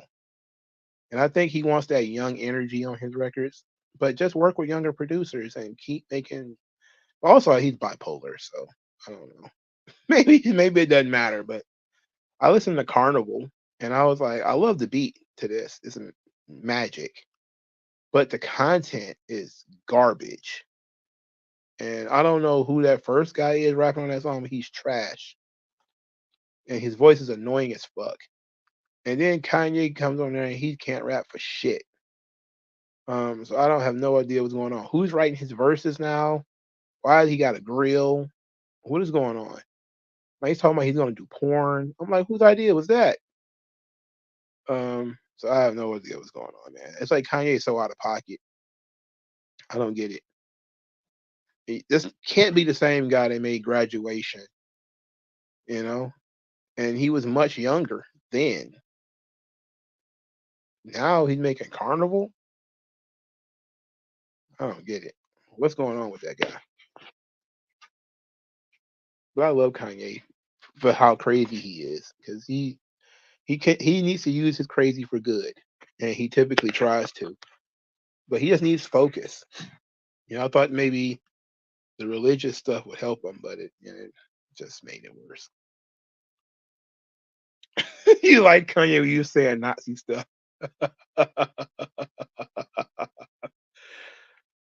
I I haven't listened to the whole Ghostface new album yet. I listened to the joint with Ghostface and Kanye, and I listened to the joint with Ghostface and Nas. I haven't listened to the whole thing yet. Yeah, I mean Kanye, man, between his debut and maybe 2010, Kanye was unfuckwittable. He was tremendous. And then, you know, his mom died and things didn't go well. He doesn't seemingly take major trauma well. The divorce fucked his head up, his mom dying fucked his head up, you know. He went through some really tough stuff and he didn't handle it well. And I think that's what we got going on here is he still has all the talent, but his perspective is fucked. I never listened to Drake, so I can't tell you about whether Drake was in his prime, whenever. I don't know. I never listened to a Drake album in my life. I probably listened to maybe the first one, and I don't remember hearing it a second time.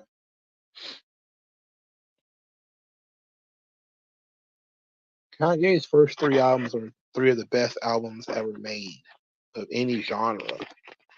That just tells you what level of talent that kid had when he first started.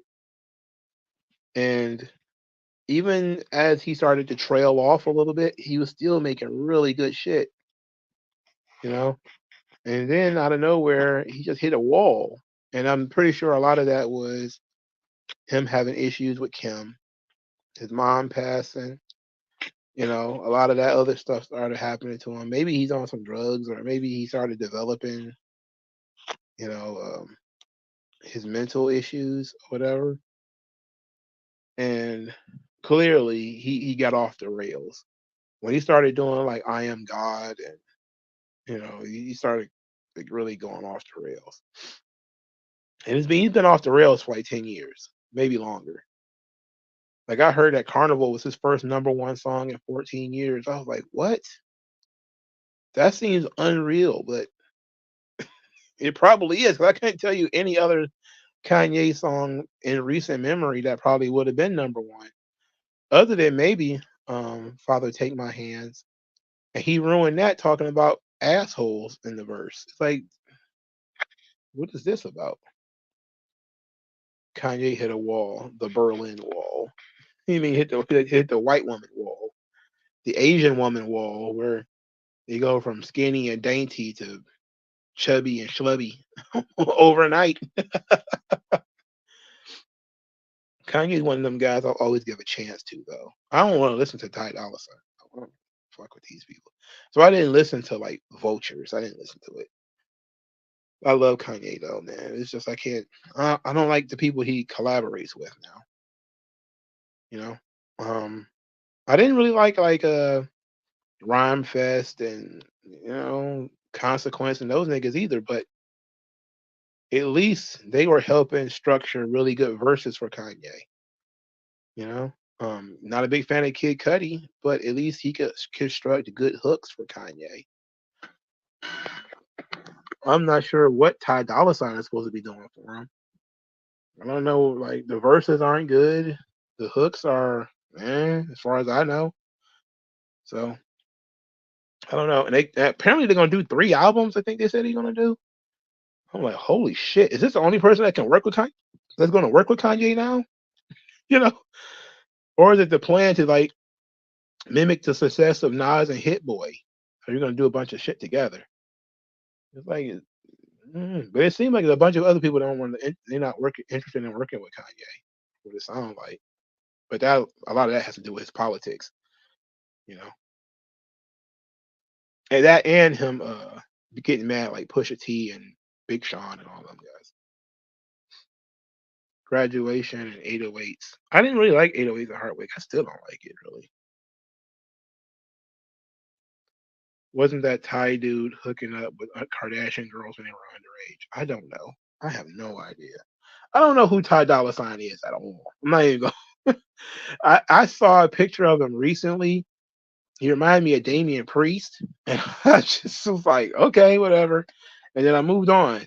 I don't think I ever heard a Ty Dolla Sign song in my life until Kanye West did a track with him.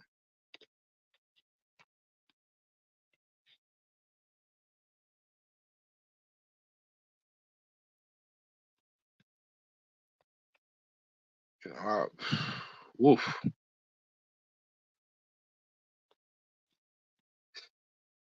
So he's Bondage Undertaker. Yeah. Wait, that's Tyga. What about no? I saw the guy. He was sitting right next to Kanye. Kanye had a full grill in his mouth, which is weird, and he was talking about being on Vultures and Vultures 2 and all that. I think that was Ty Dolla Sign. Boy, I don't know. Maybe it wasn't him. I don't know who that guy was. I assumed it was Ty Dolla Sign because he was talking about the album and he was talking about Kanye's production on the album and what Kanye wanted from the album. And I assumed that he would know.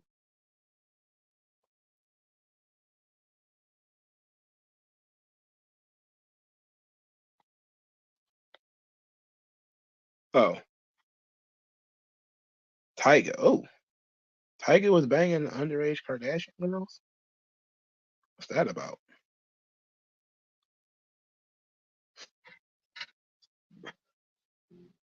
Like, I don't understand why Kanye's doing songs with dudes who got piercings in their face.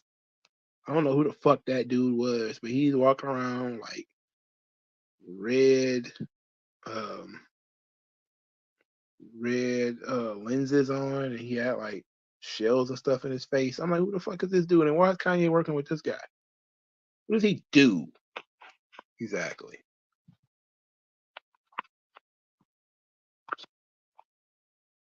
So, speaking of Tyga, um, he fell off like a bag of dope. He was never really on, but yeah, he's hung around for a while. All right. Thank you guys for stopping by. I appreciate it. It's kind of warm in here now, so I guess I'm gonna wrap this thing up. It's nearly midnight. You guys go out, have fun. I'm probably about to take my old self to sleep. So thank you guys for stopping by. I'll talk to you guys later.